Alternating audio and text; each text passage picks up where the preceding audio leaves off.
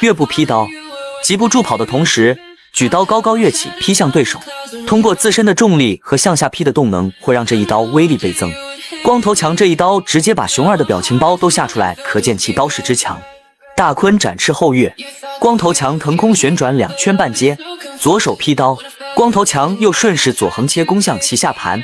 熊二慌忙中，乌鸦坐飞机闪避，重心不稳的熊二涌出，熊氏单腿3点地，光头强又抢攻，越步突刺，熊二后退时脚下一滑摔倒了，光头强趁机直接涌出，剑道唐竹，剑道里当头直劈被称为唐竹，其实就类似咱们的传统刀法力劈华山。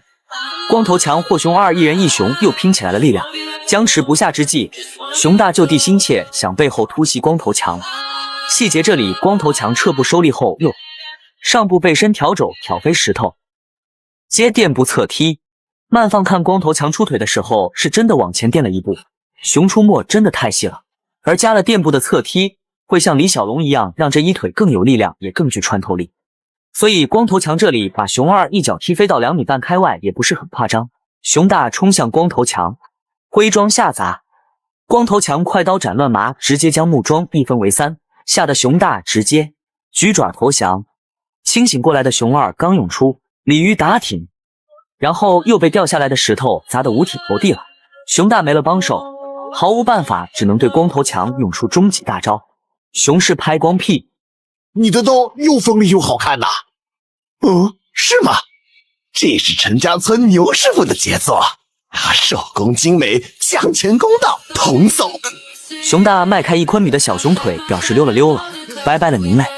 光头强紧随其后，对熊二涌出，投掷手里剑。手里剑又名手离剑，是忍者用来攻击或者牵制对手的武器，用一定角度配合腕关节的发力，快速掷出，从而达到压制对手进攻、干扰其视线或者是攻击对手的效果。这里光头强就采用忍术手里剑全部往外扔之术攻向熊大。熊大轻蔑一笑，用出终结绝招熊大花式接飞镖。熊大口爪并用，把光头强飞镖全都接住了。